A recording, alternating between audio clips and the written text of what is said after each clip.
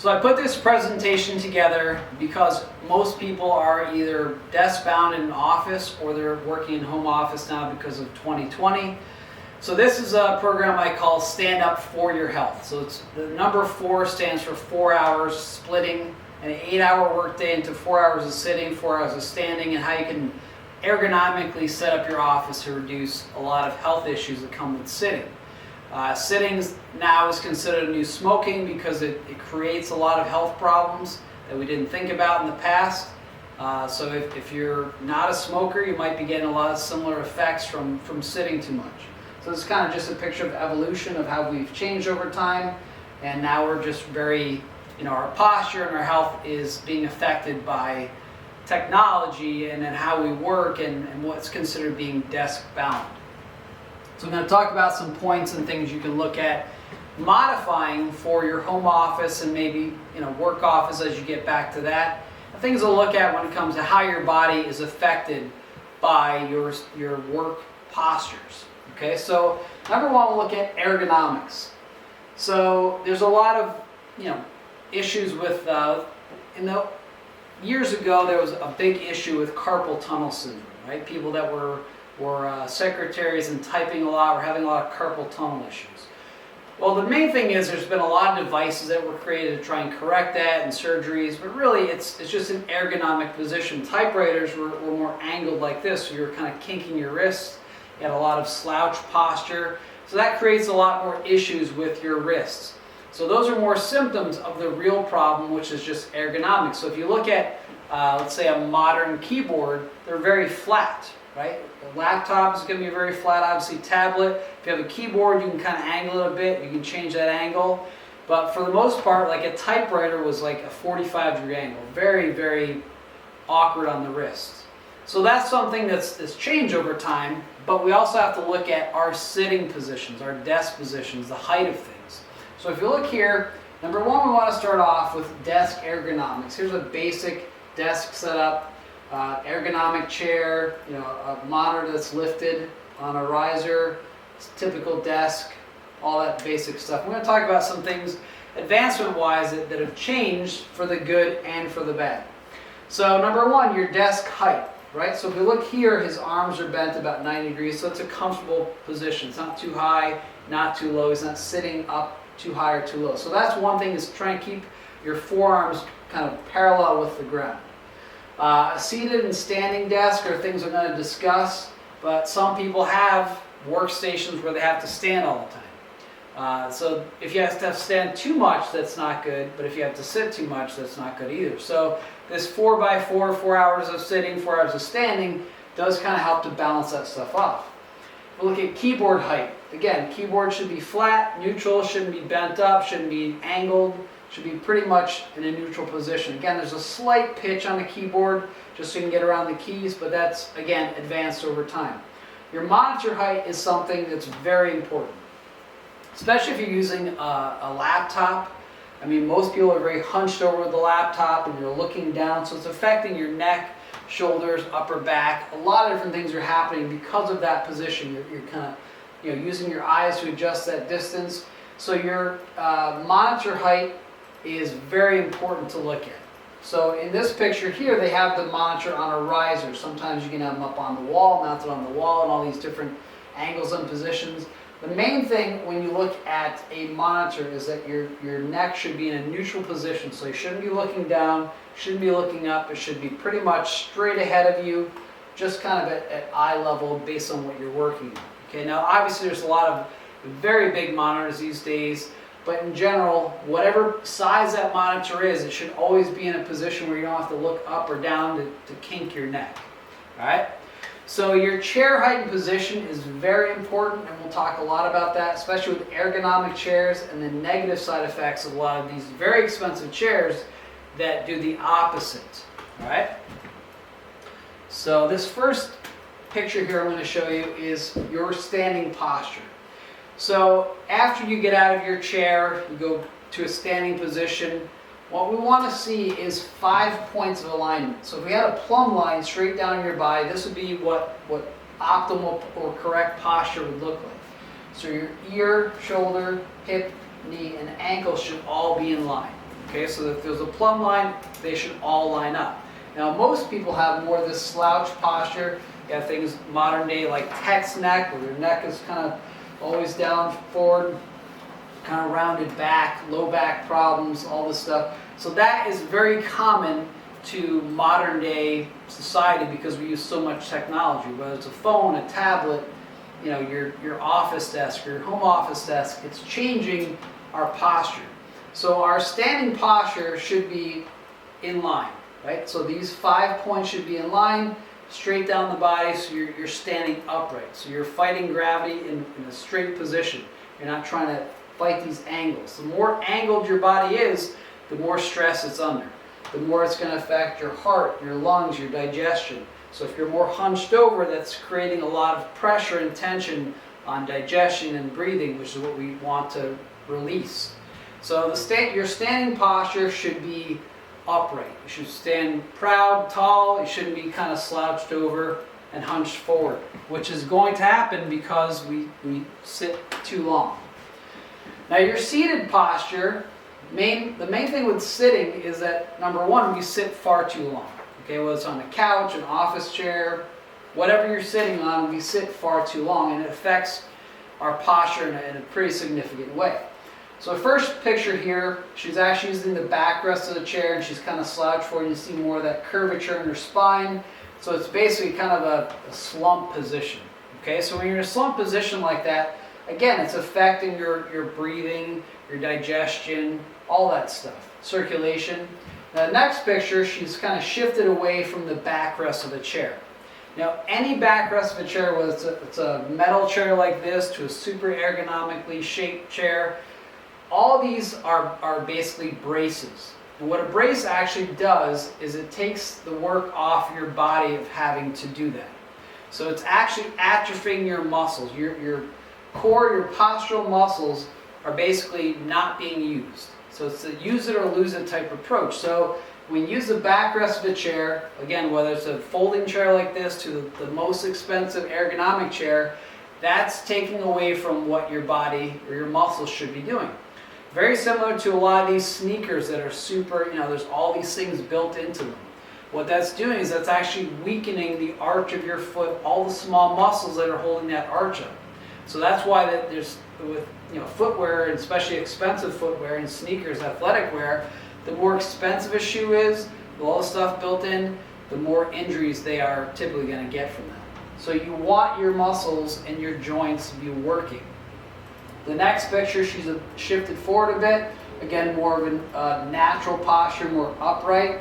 And then this position here, she shifted even more forward from the seat. She's slouched slightly forward, but the main thing that I like to teach people to do is to kind of be in between these two. So sitting more toward the front of your seat, okay, but not slouching forward. And this is obviously without your desk in front of you and all that stuff you have to look at.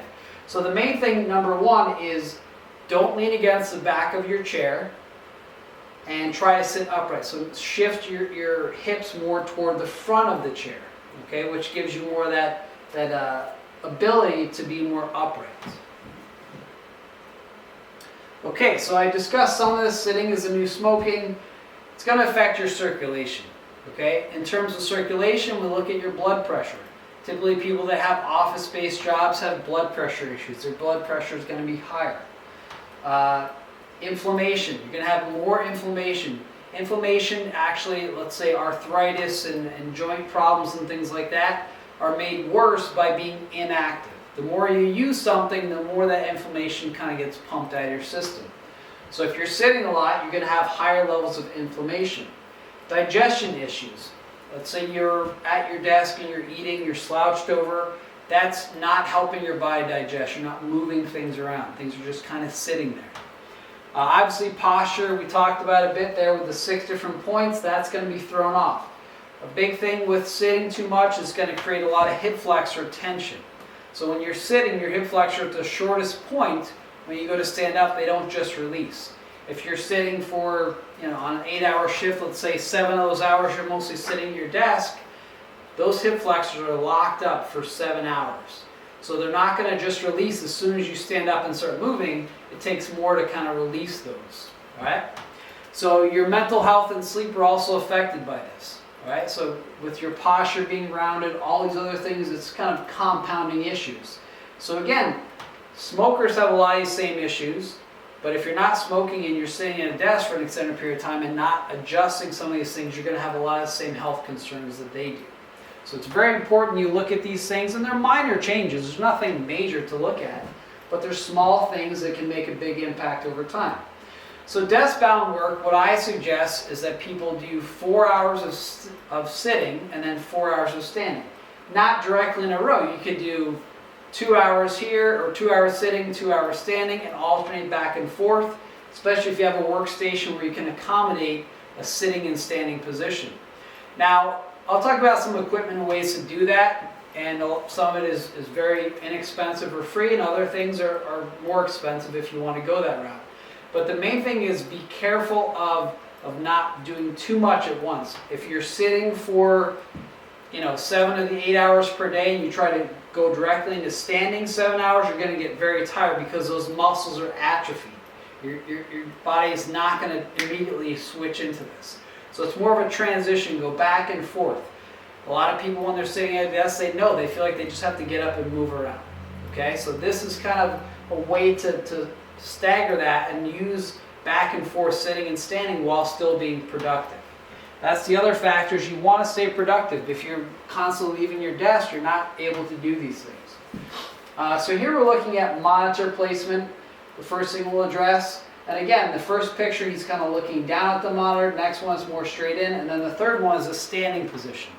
So if you have 2 workstations, or if you have one desk with these 2 positions where you can shift things over from a sitting position to a standing, that's going to be most optimal instead of having 2 totally different areas to work. If you had a laptop, you were working at a desk, you could obviously put on some type of a standing table or something to stand at and work. That's pretty simple to do. If you have a large amount of equipment at your desk, there's some other options I put in here that would work for that as well. So again, here we have the 6 points of alignment. Everything is lined up. You have the wrist straight, monitors at the right height. Okay, so that's the first thing to look at, is a position of your monitor based on your neck. So the first person's neck is kind of cranked down. He's got this more rounded posture, whereas these others, you're more upright. The center picture, I don't really agree with, like I said, about the backrest. It would be better if that chair was shifted back and he was sitting more toward the front of that chair, not using the backrest. Armrests as well are braces, but typically our arms are going to be in that position anyway, so sometimes that works, sometimes it doesn't. It's really more of a preference.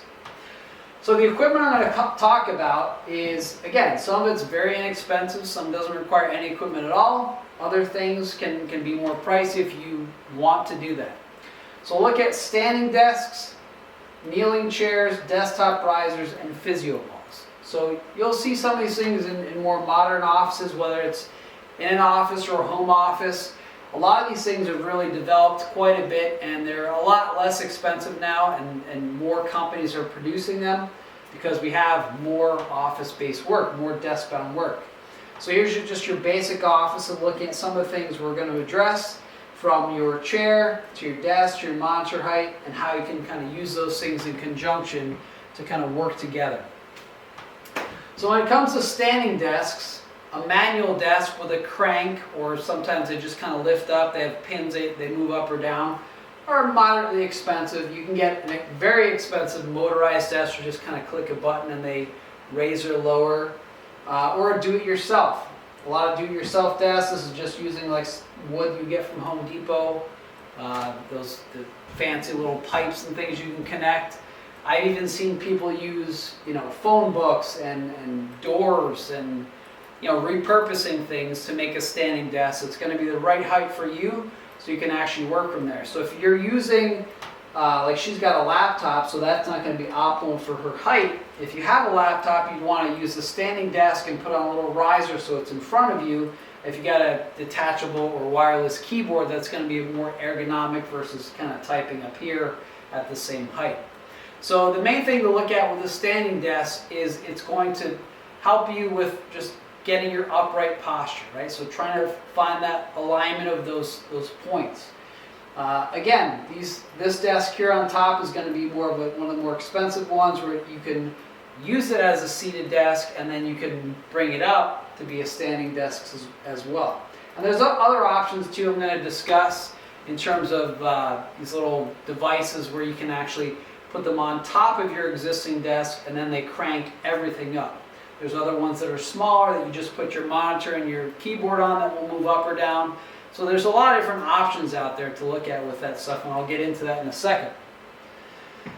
Again, we talked about ergonomic chair issues. So here's just some examples. So the first picture looks super comfortable, right? But really it's doing more harm than good. Her neck is being braced, her back is being braced, her feet are even up, and it looks real comfortable. I mean, her laptop is in that, looks like a nice position. But if you look at that person, if she was to stand up in that kind of C shape, it's going to affect her posture. So it's going to be a very negative thing. So it might feel comfortable while you're in it, but you get up and you're probably going to feel more tired than you would anything else. The ironic thing with a lot of stuff is that how is it that you could sit all day and be more tired than if you actually had to go and physically exert yourself? That's because our energy systems are depleted when we're sitting. We're in a static position. So typically someone that's going to be more of a shop person or having to walk around a shop and do things is going to have a higher level of fitness than someone that has to sit all day. So sitting is really back-breaking work. Back-building work would actually be moving around, having to physically carry and use your body. So the less you use your body, the more tired you're going to be and the more health issues you're going to have. The middle position here, again, is a similar chair to that. This one has a headrest. I mean, might be good to take a nap in, but it's not a good work position. So again, the more contoured the back, not good. The more it's, headrest is again, it's taking away from your muscles, it's atrophying your muscles. So as you're away from your desk, you're just going to be weak and tired. This next one here is basically a physio ball or exercise ball chair. And the main thing with this is a lot of times when people produce products, they think it's going to be a great idea, but they don't understand the whole concept behind it. I'm a big fan of exercise balls for exercise, but also sitting at, using it for a chair. However, the main reason to have a ball is so it's unstable. Okay, so when you put a ball in a cradle that's very stable, okay, and have wheels on it so it moves around, you've taken away a lot of the benefit of using that. In addition to that, they put a backrest on it. So I'll talk later about using a physio ball for a chair, which is great, but this solution is probably the worst creation of taking something that's good and turning it into something that's just not worth the expense. And these are not cheap. Right? So braces are going to affect your neck, arm, back. It's going to atrophy the postural muscles. So we want to try to avoid as much of that as we possibly can. This is a great addition or invention. So these are considered kneeling chairs, and there's basically two different types. This one here on the first end is a rocker-based chair, and these two have wheels and they're adjustable pitch angle. So the main thing to look at with these is the angle. You're not at a 90-degree angle. You're not sitting in a chair. So what that's doing is actually not tightening your hip flexors up as much. Plus, it makes you sit upright. In this chair, if you lean forward, it kind of rolls backwards. So these kneeling chairs are really not very expensive at all. They're comfortable to sit at, and when you stand up, you don't feel real tight. So it's kind of putting your thighs at a 45-degree angle instead of a 90-degree angle. And you put your knees on this pad, so it's actually quite a comfortable chair to sit in. You have to be careful you don't slide out of it because they do move around, and they are adjustable based on the heights. So I do recommend using these. The rocker style chairs there, which is a kneeling chair as well, are, again, they have a little bit of movement to them, but also with those they don't have a pad that goes all the way across. So if you want, you can put one leg out and one leg on it just to kind of stretch one leg. But these are really, I have 3 of these chairs at home. My wife, I actually got one for her. She has a home office, and it really helped her back. She was having some back issues. So I set her up with one of these, and I also have a whole large desk you can crank up and stand up, which is going to be my next slide. So these are desktop risers. So this is a real simple thing. Instead of having to replace your desk and get a whole new desk, this first one here is kind of similar to the one I got from my wife. So basically it's a large platform. It's almost like the tabletop, but it moves up or down. So the one I got my wife has a little crank on it, moves up or down. You can adjust to whatever height you need for yourself, and it moves everything up with it. So monitor, your paperwork, your pens, everything moves with it. And it's very stable and very large, and you can just go from your standard desk, use the same thing, just stand at it. So move your chair out of the way and just stand and work. So again, your productivity still is there. This middle one here is a smaller version of that, so you have more space on the desk. You don't need all your pencils and pens moving up and down with you. Same kind of idea. Again, some of these are electric versus a crank. I prefer using a crank, so if anything electric goes on it, you're probably going to have to throw it out. Same thing here, this is just a smaller version of this, so you have large, medium, and small. This is going to be for your monitor and your keyboard, and again, it's just going to lift up when you shift into a standing position. So the nice thing with these is, again, you can shift from a seated position to standing really, really easily. So again, that 4 hours of sitting, 4 hours of standing, you can just alternate it every hour, every 2 hours, whatever you want to do, but this brings everything with you, so you don't have to totally scrap your desk and start over. This next thing is for your chair. So I've used these quite a bit in health and fitness, and these are very nice to take. Instead of, again, replacing your chair, you basically just change your chair. So in this position, she's sitting away from the backrest on her chair. She has these little cushions. So these cushions sometimes are called sit fits. It's just basically air. It's basically like a pancake with air in it. Now what they have, the top side is usually pretty smooth. The bottom side has little grips on it. And what that's for is to kind of grip onto the chair so it doesn't slide around. And the nice thing with them is they produce what's called active sitting. Active sitting is that the surface you're sitting on is not just stable. It's got a little bit of play to it. So it's not like you're just passively sitting there. Active sitting, you have a little bit of play, so it kind of keeps your circulation up and does help out quite a bit. So the one thing with it, again, that's very nice, is that you can just put it on any chair. So if you have a different workstation you want to put on, you just take it with you. You don't have to bring anything. They're usually about maybe 14 inches around. They're pretty thin. You could stick it in your bag and use it. They're very, very comfortable, and they're a simple and inexpensive way to improve your posture. Okay, so let's get back to the physio ball versus a physio ball chair. I like to use physio balls or exercise balls quite a bit in exercise, but it's also great to use as a chair. One thing I do like to tell people is there are two main types of physio balls. Years ago when they first came out, most physical therapists were using them and they were very expensive. And there are still some really good ones. I have some really expensive ones at home. And what they do is, the better they are, the thicker their wall is, or the material. And when you pump them up, they don't change shape. They just get harder, okay? If you get the real cheap exercise balls that have a real thin skin to them, if you sit on it, they flatten out, so they turn more into an oval. So that kind of takes a bit away from the purpose of them.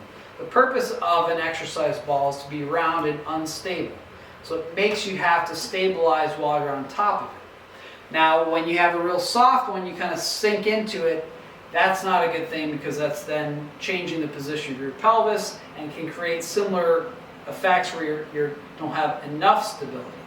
So that's one thing to look at when you come to buying one. Make sure it's a nice thick one and that it keeps that round shape. You don't want it to turn into an oval. You don't want it to flatten out when you sit on it. There are certain balls that are like that, are meant for different purposes, but these are the ones you want to keep their shape. Now, one thing I've done these talks at a lot of offices, and if you have a ball in an office, you go to stand up from it, it rolls around, right? The best way to correct that is you put some sand inside the ball. What that sand does is going to stay in the bottom, right? And it's going to stop it from rolling around. You don't need a ton of sand, just a little bit of sand, and it just keeps it in position. The other thing is, you don't want to obviously go to sit down on the ball and it rolls out away from you. So putting a little bit of sand in the ball, enough so you have a little bit of weight to it, that'll keep it in position. And also just be careful that the ball is there. Don't just try to sit down. but that will actually help it quite a bit. But this is another form of active sitting. And again, they're great. They're very inexpensive. It would replace your chair, whereas the sit fits you're going to put right on your chair. So again, this is the other one, like I said. So just trying to explain why this is not good. So you're taking something that is good, that is unstable, and you're making it very stable, and you put it back on. So these are probably one of the worst inventions that kind of goes against why you would want to use these things. Now these are the ones I would definitely not recommend, because these are some odd additional things that have come out. Let's talk about the first one over there, which is a desk treadmill. Probably the least safe and worst invention I've really seen with a lot of office ergonomics and wellness products. Number one, you typically don't want to be sweating and trying to type something while you're walking. Even though they don't go that fast, it's not safe. The treadmill belts are very narrow. They're very short. If you're dressed in office clothing, you probably don't want to be walking the entire time. I mean, save it for your lunch, go on a walk and be active. Combining activity and productivity a lot of times does not work well. So I am not a fan at all of a desk treadmill. They're very expensive, and I think it's a complete waste. And I think most people that probably have them don't use them that much, or they just walk on them, which would be better off walking outside. The second are these desk bikes. In general, you're just kind of spinning there's the second one here with the top on it. You're just kind of spinning away. You're not really doing exercise. You're moving, but not in an efficient way. You don't want to be, it's not going to be comfortable to sit on a bike and pedal and try and do your work. That's better if you had a laptop or watching a movie while you're doing on an exercise bike, a real bike. These are not a great invention. Next are these desk cycles, which I think are horrible. They're just a complete waste of money. You would sit this on your desk and just kind of pedal. The main reason why I think that they're bad is because that position of pedaling, it's such a small range of motion, it's creating a lot of tension in your low back and hips. So it's not doing much. Yeah, you're moving, but it's actually dysfunctional movement. We don't move like that. So it's creating a lot of dysfunction in your hips and low back. Yes, you are moving. You can sit on a couch and do it, but they're marketed to a lot of geriatric, older people. Not a good thing. If you were to use that as like an upper body, put on a table and use it, it would be a better thing as an ergometer. But underneath, on the floor, not a good invention. This one here is just kind of a funny one I threw in. This is actually a napping desk, so you can actually nap under your desk. I don't know what offices allow that, but if you have a real small apartment, maybe in New York City, that would be a good thing to use. The one on the bottom, that big hamster wheel, that's just kind of a joke type invention someone came up with. It's kind of like your desk goes through the middle of it and you're just kind of moving. Probably get sick being in that thing trying to work and be productive. This one down here is just another version of the desk cycle. Again, just small little, rotation. It's not going to do much for you. This guy here actually is using a bike trainer, so an actual bike underneath his standing desk. And again, these things are not comfortable. Sitting on a bike for that long is not comfortable. Sitting on that bike, you don't want to be doing that while you're working. So I highly recommend staying away from these things. They're expensive and pretty much useless and probably have more harm than good. Again, that desk treadmill thing, I know some companies that bought them and they have meetings on them, and it's not a worthy investment to any home or company. And there's probably some people that love them, but get outside, get away from technology if you're going to walk. Don't try and do it at the same time you're typing or reading something. Okay, so again, I brought up a bunch of different points here. So these are the things that I think everyone should try and evaluate when it comes to your own workspace. If you were to take a picture of your workspace and say, what are the things I can adjust or change to make it more functional? Right? So something that would, small change that doesn't have to cost much, maybe nothing, or something, a minor investment that would increase your productivity and your health could go a long way. So let's look at your chair. Okay, so try to stay away from very ergonomic chairs.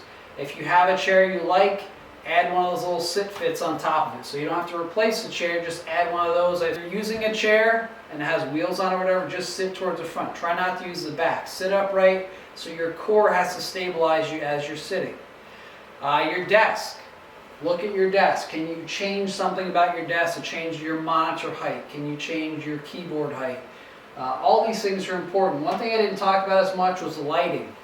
Lighting also plays a big role. So here you have this little, whatever lamp for lighting. If you can't see things, it's going to change your head position, your posture.